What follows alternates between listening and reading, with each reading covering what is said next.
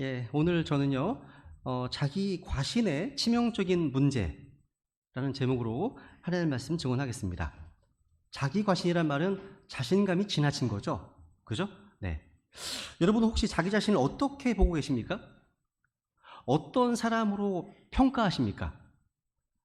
성경의 빛 안에서 자신이 아무 가치도 없고 본성이 사악하고 더럽다는 사실을 인정하십니까?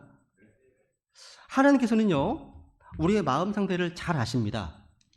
마음은 모든 것보다 거짓되고 극도로 사악하다.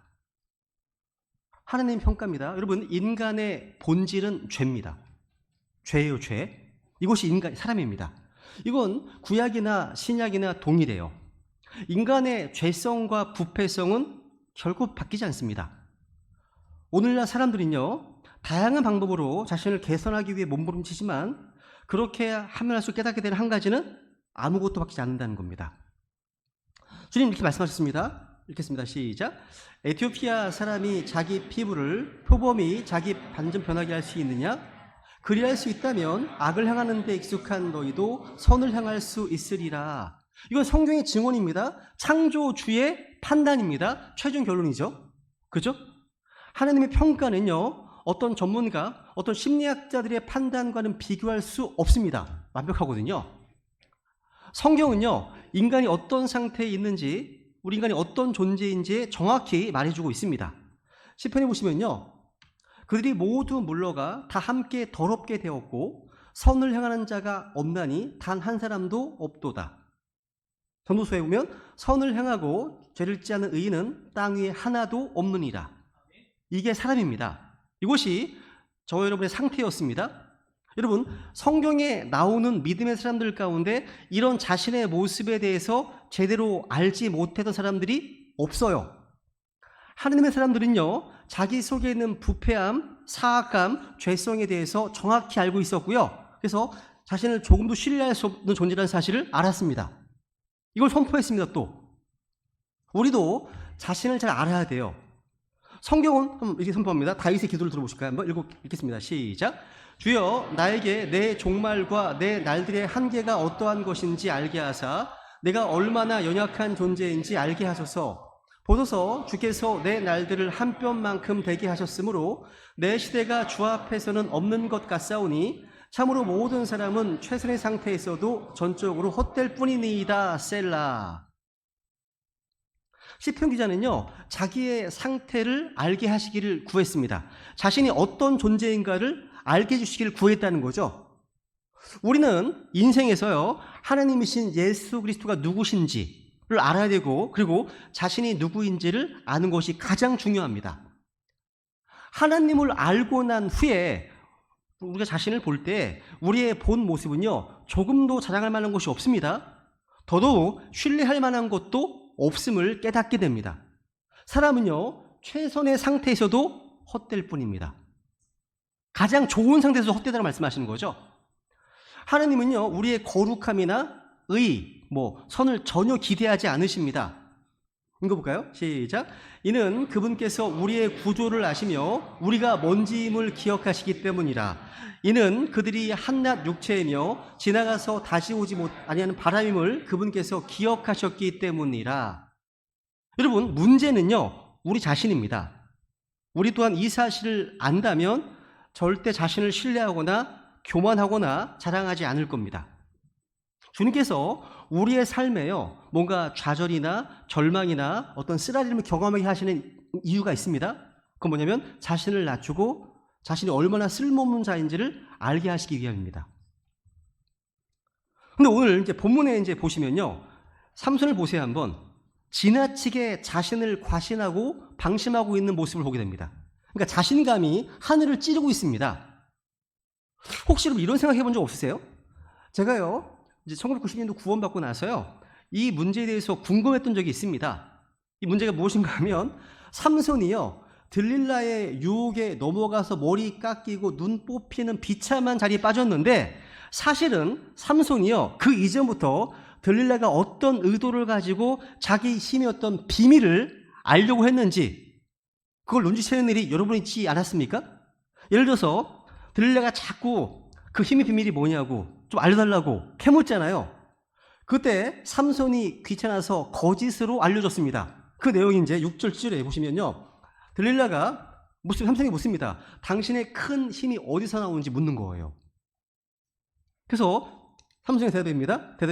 결코 말린 적이 없는 푸른 버드나무 가지 7개를 결박하면 내가 약하게 된다 얘기합니다. 이렇게 거짓으로 알려주니까 바로 다음 8절에 어떻게 행동합니까? 똑같이 행동하잖아요. 아니 이쯤 되면요, 보통 사람이라면 이 여자 큰일 날 여자네? 라고 하면서 눈치를 채야 하는 거 아닙니까? 당연하잖아요. 근데 이상하게도 삼손에서는 그런 긴장하는 모습이 안 보여요. 그러니까 들릴라의 유혹이 계속됩니다. 11절에 보시면 삼손은 얘기합니다. 한 번도 쓴 적이 없는, 쓰지 아니한 새 줄들로 결박하면 약해진다 얘기합니다. 그 말이 끝나자마자 12절에 봅니까? 들릴라는 새 줄을 취해서 결박합니다. 그 이후에 자기 머리털 7타리를 짜서 만든 천으로 이제 결박당하는 일까지, 그러니까 이 뭐냐면 진짜 비밀을 알려주기 전에 이런 일을 3차례나 경험하는데 왜 삼손은 아무런 조치도 취하지 않고 끌려다니느냐 이 말입니다. 그러다가 결국은 그 유혹에 넘어가서 눈이 뽑히는 그런 비극의 자리에 빠지게 되는 것입니까? 제가 구원받은 이후에요, 성경을 읽기 시작하면서 여기 이 대목에만 오면 궁금했습니다. 그 당시 제가 이 말씀을 읽으면서 야, 이게 상식적으로 말이 되는 소리인가? 라고 궁금했던 기억이 있어요. 지금도요. 아주 오래됐는데. 그런데 이런 고민에 대한 답은 의외로 너무 쉽고 간단한 데 있었습니다. 그것은 바로 설교 제목처럼 지나친 자신감의 문제, 자기 과신의 문제 때문에 발생한 것입니다. 여러분, 미국의 이제 경영학 교수 2사람이요, 이제 비즈니스 윤리 저널이라는 어떤 그런 책이 있는데 거기다가 성공했다고 생각되는 리더들에게서 왜 자주 윤리적 문제들이 발생하는가 라는 논문을 이제 기고했는데, 거기에 보시면요, 성공한 리더들의 윤리적 실패에 대해 설명을 하면서 오늘날 파워를 가진 사회 지도층의 도덕성 결핍증을 이야기합니다. 그러면서 뭘 얘기하냐면 성경을 인용을 해. 다윗과 밧세바 스토리를 인용합니다. 다윗은요, 우연히 목욕하는 밧세바를 보고 이제 성적으로 죄를 짓습니다. 근데 이 두 교수가 주목하는 건 뭐냐면 다윗이 언제, 웬에 이게 강조가 되십니다. 언제 그런 죄를 지었느냐 하는 겁니다. 언제? 아시다시피 다윗은요, 어린 나이에 물맷돌로 골리앗을 죽여서 위기에 처한 민족의 영웅이 되었습니다. 그죠? 그 이후에 이제 그 시절 왕으로 있던 사울의 핍박 때문에 고난을 많이 당했잖아요. 근데 모든 공격과 고난을 다 이겨내고 왕으로 등극합니다. 다윗은요, 목동으로 시작을 해서 왕으로 등극하는 말 그대로 입지전적인 인물이 됐습니다. 이렇게 다윗은요, 거인 골리앗을 무찔렀던 믿음의 영웅입니다. 그런데 다윗을 쓰러뜨렸던 것은 외부의 자이언트 골리앗이 아니라 다윗 안에 있었던 러스트, 욕심, 정욕, 이런 탐욕이라는 거인이었다는 거. 더 큰 거인이 그것이에요. 자기 안에 있는 문제. 그죠? 다윗은요, 왕이 된 후에도요, 굉장히 정치를 잘했던 대표적인 인물입니다. 그런 다윗이요, 언제 목욕하는 여자 밧세바를 보고서 자기 삶 전체에 오점을 남기는 치명적인 죄를 저질렀습니까? 바로 다윗이요, 왕으로서 전성기를 누리던 시점이었습니다. 여러분, 우리는 오늘날 파워를 가진 사람들, 그러니까 성공한 사람들이 이런저런 스캔들로 망신을 톡톡히 당한 사례들을 많이 알고 계실 거예요. 예를 들어서 빌 클린턴 대통령, 1993년부터 2001년까지 대통령으로 재직한 인물이거든요. 그런데 이 빌 클린턴이 모니카 루인시키와의 스캔들 때문에 비판을 받았죠. 이 사건 때문에 대통령으로서의 신뢰와 도덕성에 대한 의문을 불러일으켰던 사건이 되었습니다. 그리고 미국 상원이었던 어떤 한 의원이 외도로 아이를 두었다가 들통이 나서 망신당한 케이스도 있고요. CIA 국장이 자기의 그 인생 전기를 쓴 작가와 불륜을 저질러서 파면당한 일 등등, 너무나 이런 사례들이 많습니다. 우리나라에서도 도지사가 또 시장이 이런 스캔들 때문에 자리에서 올라온 사례들이 많이 있잖아요. 그죠? 생각해 보세요. 수많은 사람들이요, 그런 짓을 저지르다가 망신당하고 수치에 빠지는 것을 뻔히 알면서, 뻔히 보면서 왜 사람들은 그런 어리석은 짓을 계속할까요? 빨리 듣고 아시잖아요. 왜 그게 반복될까요? 소위 성공했다는 사람들, 이 사회 어떤 그 픽 정점에 올라가서 막강한 영향력을 발휘하는 어떤 지도자가 되면 인간은요, 성공에 도취한다는 거예요. 성공이에요. 그래서 자신은 어떠한 경우라도 이 모든 상황과 결과를 컨트롤할 수 있다, 통제할 수 있다, 이런 과도한 자신감에 빠지게 된다는 겁니다. 이게 자기 과신의 문제예요. 이게요. 그러니 자신을 신으로 생각하는 이단 교주들은 당연히 부패와 온갖 추악한 죄악들로 가득한 겁니다. 이건 자기 과신을 넘어서서 자기 우상의 문제거든요. 그죠? 근데 여러분, 삼손이 바로 거기에 빠진 대표적인 케이스라는 겁니다. 여러분, 삼손은 평생 한 번도 져본 적이 없어요. 그런 인물입니다.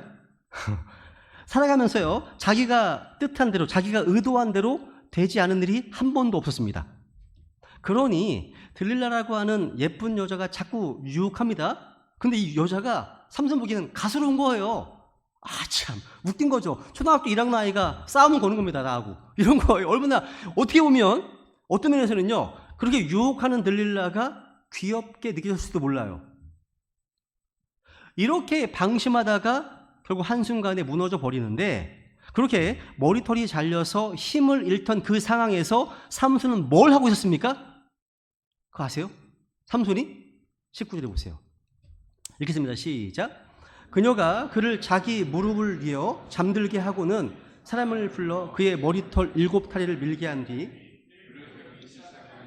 그에게서 힘이 떠났더라. 지금 이런 정말 치명적인 순간인데요, 지금 삼손은 들릴라의 무릎을 베고 자고 있었습니다. 저는 이것이 상징적으로 아주 많은 의미를 가지고 있다고 믿습니다. 지금 눈이 뽑히고 인생이 끝장나는 비극의 그림자가 지금 자기 목구멍까지 왔는데도 불구하고 지금 여자 무릎 베고 자고 있어. 이게 뭘 의미할까요? 방심하는 거예요. 방심하고 있는 거예요. 지나친 자기 과신인 거예요. 사실 돌아보면요, 이런 모습들은요, 꼭 삼손처럼 성공한 사람들에게만 오는 게 아닙니다. 오늘날 모든 사람에게도 다 이런 증상이 있어요. 예를 들면요, 한때 담배를 피우면 폐암 걸려서 죽는다, 광고를 많이 했습니다. 지금도 광고하고 있죠? 요즘 담배값 보면 야, 끔찍하잖아요. 폐암 걸린 어떤 충축한 사진, 해골 같은 그림자가 그려져 있지 않습니까? 그죠? 그런데 그런 끔찍한 그림으로 경고하는데도 불구하고 담배 피우는 사람이 얼마나 많습니까? 이건 나는 괜찮다라는 생각을 하니까 피우는 거 아닙니까? 그죠? 저는 오래전에요, 항상 오래됐죠, 코미디언 이주일 씨가 폐암에 걸려서 죽기 전에 찍은 공익 광고가 기억에 남아 있습니다. 그 당시 놀랄 만큼 아주 초췌한 얼굴로 회한의 고백을 하죠. 담배 맛있습니까? 그거 독약입니다. 담배 끊어야 됩니다. 이런 얘기, 이런 광고. 기억하시는 분 있으실 겁니다. 그죠? 야, 이렇게 호소하고는 얼마 안 있다가 돌아가셨습니다. 이처럼 자기 목숨을 걸고 담배 끊어야 한다고 호소했는데 여전히 담배를 입에 물고 있는 사람들이 많아요. 이주일 씨 이런 눈물겨운 호소가 왜 통하지 않는 걸까요? 많은 사람들 마음속에요, 나는 담배 펴도 폐암 안 걸린다라고 하는 방심이 자리 잡고 있기 때문에 아닙니까? 사람들은 모두가요, 이런 자기 과신의 모습이 있다는 거예요. 그런 자기 과신 때문에 방심하고 있다가 죄가 들어오고 마귀가 틈탈 기회를 주게 된다는 겁니다. 우리 성경을 왜 읽습니까? 성경을 통해서요, 삼손이라고 하는 인물을 살펴보는 것은요, 야, 뭐 어리석은 사람이 하나 있네 라고 하면서 옛날 이야기를 들으려는 게 아닙니다. 하나님께서 이 삼손의 케이스를 성경에 기록한 이유가 뭐냐면 우리에게도 이런 요소가 있다는 사실을 경고해 주시는 겁니다. 이런 의미에서 누가복음 17장 읽어볼까 한번? 예, 읽습니다. 시작. 노아가 방주로 들어간 날까지 그들이 먹고 마시고 장가하고 시집가더니 마찬가지로 롯의 날들에도 그와 같았으니 그들이 먹고 마시고 사고 팔고 심고 건축하였으나 롯이 소돔에서 나간 바로 그날 하늘로부터 불과 유황이 비같이 쏟아져 그들을 다 멸하였느니라. 노아의 홍수 이전에 이 땅의 사람들은요, 먹고 마시고 장가가고 시집가면서 평범한 일상을 보냈습니다. 근데 어느 날 갑자기 비가 내렸고요, 이들은 다 멸망했습니다. 예수님 다시 오실 때도 이와 같다는 거예요. 우리 아이들은 학교에 갈 겁니다. 졸업하면 취업 준비에 바쁠 겁니다. 모두가 먹고 살기 위해서 애를 쓸 겁니다. 청년들은 장가고 시집 갈 겁니다. 나이 든 사람들은 은퇴한 삶을 살 겁니다. 그런데 이들은 노아가 방주에 들어간 날까지 하나님의 심판이나 멸망에 대해서는 전혀 생각해 본 적이 없이 너무나 안락하고 평안하게 살고 있었습니다. 그런데 홍수가 나서 다 멸망했죠. 또 롯의 날들이 그와 같다. 이것은요, 소돔과 고모라의 멸망을 말합니다. 소돔은요, 동성애가 가득했던 곳이었죠. 폭력도 넘쳤던 곳입니다. 우리 시대의 모습을 잘 보여주고 있습니다. 근데 소돔 사람들은요, 멸망하는 그날까지 평생으로 먹고 마시고 사고 팔고 심고 건축했습니다. 이 말은요, 이들도 부지런히 경제 활동을 하면서 살았다는 말 아닙니까? 지금 우리나라를 비롯해서요, 세계 어느 나라의 사람들이 다 이렇게 먹고 마시고 사고 팔고 심고 건축하며 살고 있습니다. 이건 가장 기본적인 경제 활동이거든요. 그런데 소돔 사람들 중에 하나님의 심판이 그들 위에 임할 줄 생각하거나 예상한 사람이 있었습니까? 아무도 없었습니다. 롯은 이 사실을 미리 알았고 딸들과 사이들에게 지금 전해줬습니다. 그런데 이들은 롯의 말을 전혀 믿지 않았습니다. 여러분이 지금 사랑하는 가족들이나 어떤 친지들에게, 아는 사람들에게 심판이나 예수님 다시 오심이나 지옥 얘기를 하면 어떤 반응 보이죠? 야, 적당히 좀 믿어라. 야, 광시자 되지 말라고. 또라이 소리 들기도 하고, 한심하게 보기도 하고, 아주 딱하게 보기도 하고, 막 여러 반응이 있습니다. 롯의 증언은요, 자기 사위들에게도 먹히지 않았습니다. 이것이 마지막 때의 특징이에요. 이게요, 롯의 때, 재림 때 특징입니다. 여러분, 사람들이 먹고 마시고 장가하고 시집가는 게 무슨 잘못입니까? 다 그렇게 사는 거 아닙니까? 근데 여기서 뭘 경고하고 있는 거죠? 마지막 때 그렇게 잠을 자고 있는 모습, 방심하고 있는 모습을 표현한 거 아닙니까? 주님께서 설마 그렇게 빨리 오시겠어? 라고 방심하는 거예요. 막상 주님이 오늘 오시잖아요? 여러분 모두가 다 100% 이렇게 빨리 오실 몰랐습니다. 고백할 겁니다. 진짜 그럴 거예요. 막상 오면요. 여러분, 우리가 킹제임스 성경을 믿고 바른 복음과 바른 어떤 성경과 바른 교리에 또 바른 교회에서 신앙생활을 하고 있지만 혹시 지금 너무나 좀 방심하고 있는 거 아닌지 돌아보라는 거죠.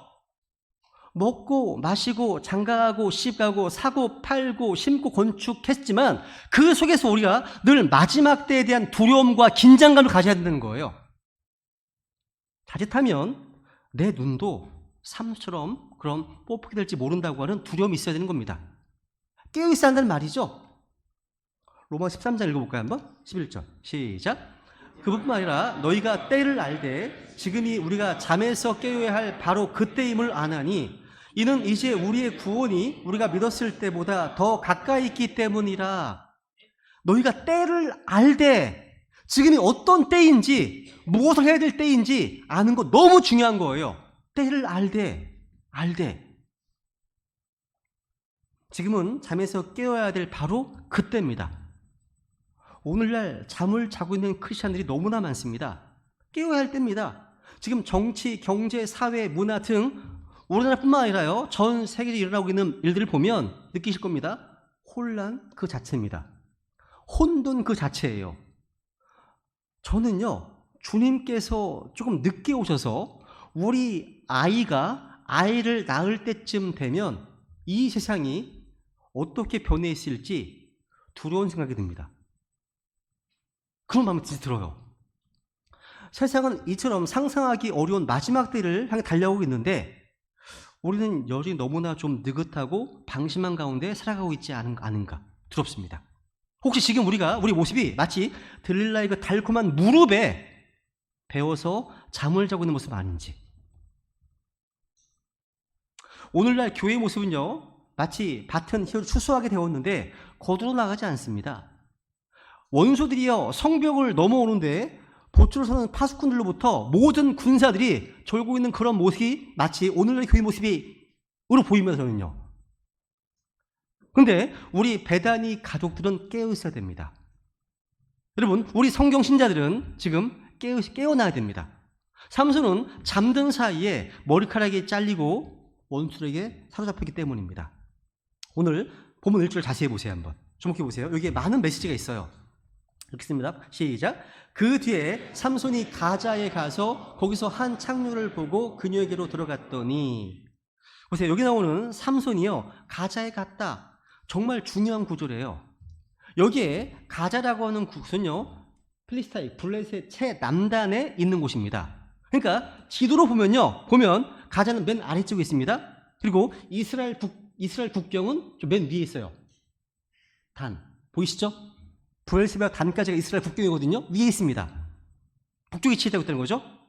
즉 지금 삼손이요, 가자에 있다는 것은요, 블레셋을 관통했다는 얘기예요. 이 무슨 얘기인지 아시겠죠? 생각해 보세요.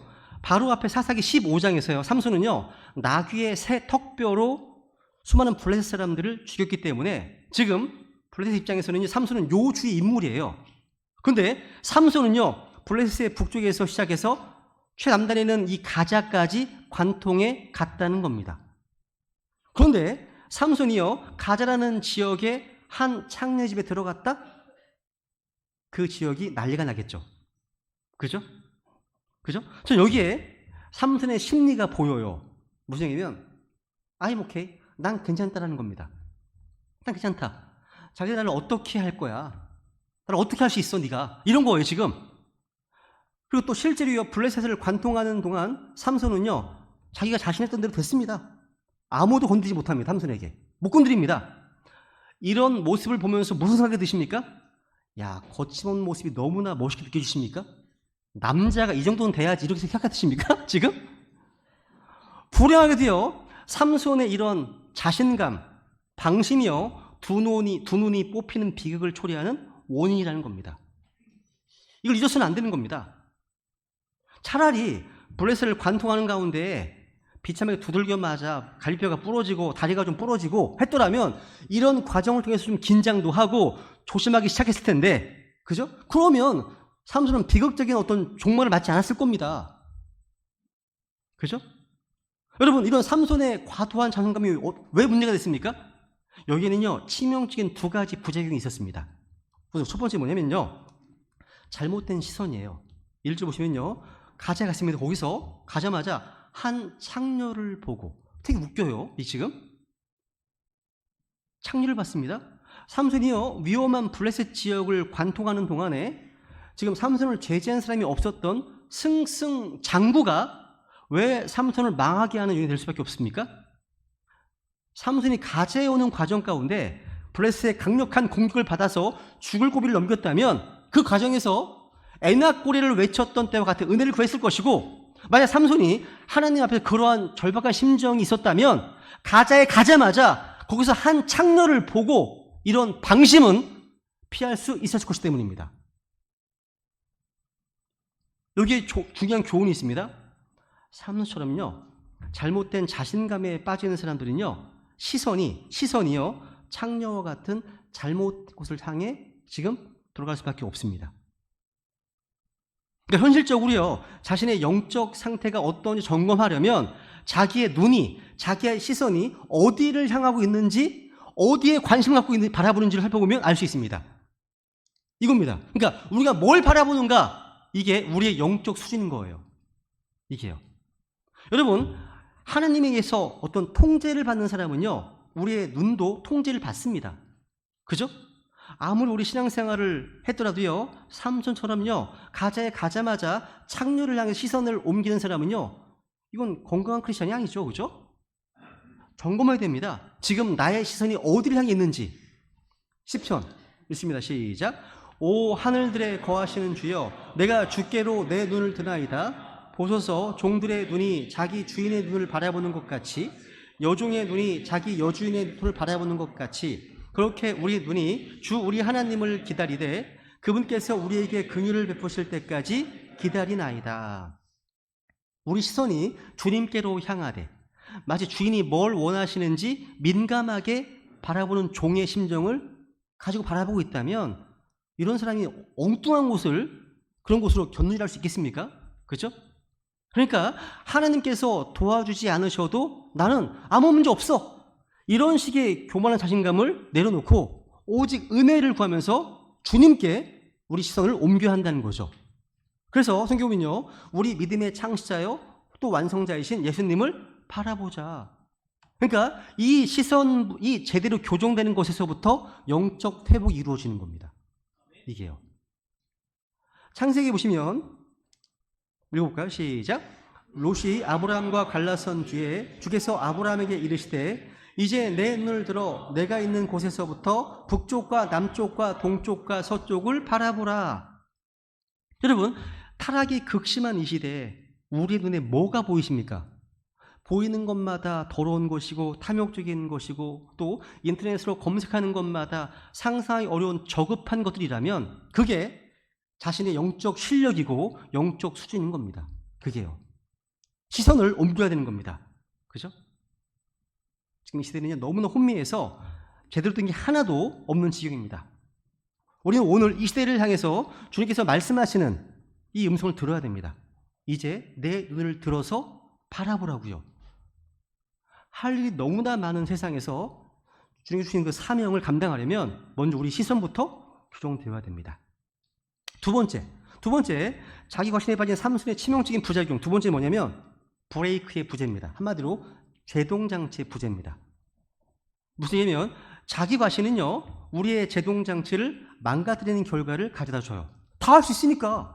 자기를 완전히 자기 과신하니까 할 수 있는 겁니다. 1절 다시 보시면요, 삼손이 가져가는데 거기서 한 창녀를 보고 들어갔습니다.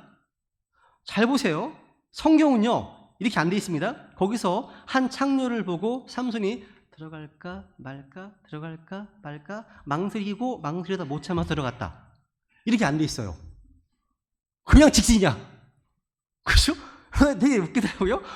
어떻게 양심적으로 전혀 그런 게 없나? 삼손은요 이런 창녀를 보고서 망설이다 들어간 게 아니라 보자마자 그냥 망설임 없이 그냥 바로 들어갔습니다. 뭐가 느껴지시죠? 브레이크가 고장나 있어요. 브레이크요? 통제가 안 되는 거예요. 그냥 욱하면 가는 거예요. 욱하면. 다윗도 마찬가지였죠? 영적으로 무뎌지니까 목욕하는 여자를 보고 제동이 안 된 겁니다. 조사를 해봤어. 유부녀라면 유부녀라고 합니다. 그러면 어지간하면 제동이 되어야 되는데 이미 고장나버린 제동장치 때문에 유부녀고 뭐고 통제가 안 되는 거죠. 이렇게 자기 과신에 빠지게 되면요 하나님의 은혜나 도우심을 외면합니다. 왜 그렇습니까? 내 힘이면 컨트롤이 되는데 뭐 하나님 의지합니까? 라는 거죠. 우리가요 하나님의 사람으로서 날카로운 이 칼을 갖고 싶다면 먼저 칼집부터 마련하시기 바랍니다. 칼집도 없으면서 예리한 칼을 구하면 이 칼로 폼은 좀 잡을 수 있어요. 근데 이 칼이 자기를 벤다는 것을 모르는 겁니다. 그러니까 칼집이 없는 예리한 칼은 위험해요. 제동장치가 없는 스포츠카는 흉기예요. 흉기. 그죠? 성경은요 우리가 꼭 장만해야 되는 칼집을 절제라고 설명합니다. 절제는요 오늘날의 영어로 얘기하면 셀프 컨트롤입니다. 여러분 선의 없이 TV를 마음대로 조절할 수 있는 게 리모트 컨트롤이고요. 내가 나를 조절하고 통제는 이미 셀프 컨트롤인 것이죠. 우리가 이제 부모로서 아이들을 컨트롤하고 교사로서 학생들을 컨트롤하고 리더로서 팔로워들을 컨트롤하는 것 그리 어렵지 않습니다. 근데 진짜 컨트롤하기 힘든 게 뭡니까? 자신이에요. 나 자신입니다. 나 자신이에요. 우리가 특별히 어떤 부분에서 절제가 필요합니까? 물론 모든 영역에서 절제가 필요합니다. 핵심적인 거 세 가지가 있어요. 따라해보세요. 감정, 입술, 탐욕. 여러분 보세요. 먼저 우리 감정이요 성령에 의해서 절제되고 통제되어야 됩니다. 성령의 제가를 물려야 돼요. 지금 이 시대는요 이 시대는 절제를 못해요. 그러니까 그러니까 절제란 말 자체가요, 과하지 않음을 의미하는 말이잖아요. 그러니까 우리 감정이요, 잘 통제가 돼야 돼. 근데 오늘날 사소한 일에 대단히 예민한 분들이 많아 보여요. 절제가 필요해요. 여러분, 성경에 이런 말씀 있죠. 자기 영을 다스리지 못하는 자는 무너져 내려 성벽임 도시와 같다고요. 자기 영을 다스리는 자 얘기하고 있죠. 여러분, 분노나 화를요 통제하지 못하면 위험할 수 있습니다. 왠지 아세요? 앵거, 이게 분노, 화잖아요. 이 단어 앞에 한 글자 D를 붙이면 네인저가 되죠. 오, 제가 오늘 찾다가 본 겁니다. 앵거에서 네인저는 한 글자 차이입니다. 그러니까 분노를 통제하지 못하면 위험해지는 거예요. 실제 위험할 수 있는 거예요, 여러분. 이것만 아닙니다. 우리 입술 또한 성령에 의해서 잘 통제가 돼야 돼요. 지금은요 너무 말할 게 많아요, 그죠? 트위터, 페이스북, 카카오톡, 어디 가나 자기 의견과 주장을 내세우는 말들 홍수를 이루고 있습니다. 이런 시대일수록 좀 절제해야 돼요. 그죠? 뭔가 댓글 달고 싶은 유혹도, 뭔가 말하고 싶은 유혹도 절제할 줄 알아야 됩니다. 전화통화 너무 많이 하지 마세요. 예? 그냥 15분 안에 끝내세요. 저는 간량 명료입니다. 그냥 카카오톡 간량 명료. 예, 그랬군요. 이렇게 끝내버립니다. 직접 만나서 얘기하시던지. 그죠? 그러니까 말이 넘쳐나는 이 시대에는 역설적으로요, 어느 때보다 절제가 필요한 시대인 거예요. 이것만이 아닙니다. 물질적 탐욕이 좀 절제가 돼야 됩니다. 여러분, 만나 기억하세요? 만나? 하느님이 이상한 수를 내리셨어요. 그러니까 만나를 많이 거두어서 실컷 먹고 남은 것을 모아다 내일 먹어야지. 근데 내일 가면 다 썩어버리고 또 없어져 버립니다. 뭘 의미하는 거죠? 광야 여정의 훈련은요, 절제 훈련인 겁니다.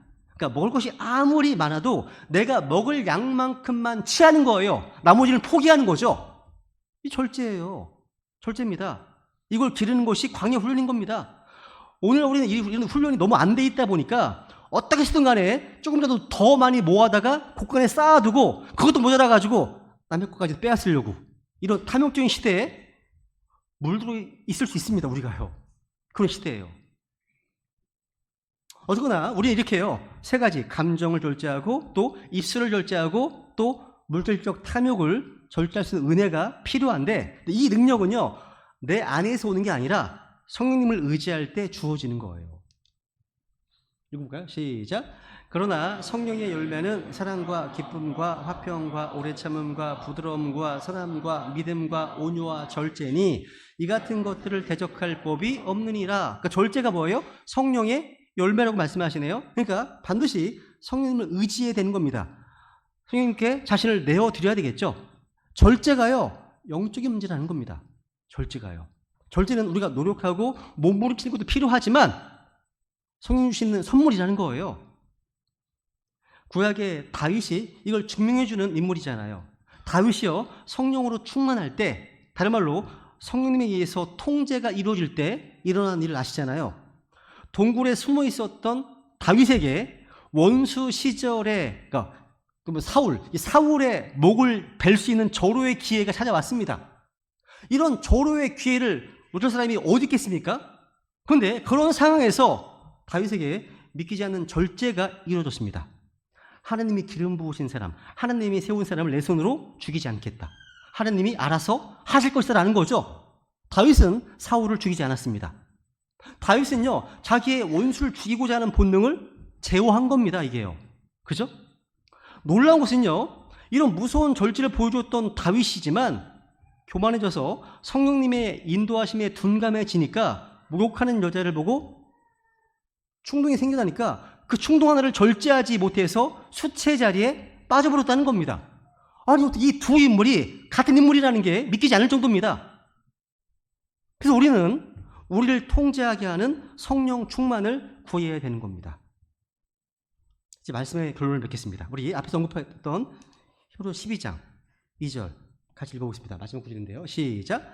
우리 믿음의 창시자요 또 완성자이신 예수님을 바라보자. 그분께서는 자기 앞에 놓인 기쁨으로 인해 수치를 멸시하시며 십자가를 견디셨고 하나님의 왕자 오른편에 앉혀지셨느니라. 성경은요, 지나친 자신감으로서 어떤 자기 과신이 아니라 예수님을 바라보자라고 하는데, 예수님이 어떤 부분을 바라보라고 하신 거죠? 십자가를 견디신 예수님을 보라고 합니다. 말할 수 없이 고통스럽고 수치스러운 십자가지만 장차 이루어질 그 영광을 아셨기 때문에 십자가를 견디신 그 예수님을 바라보라는 겁니다.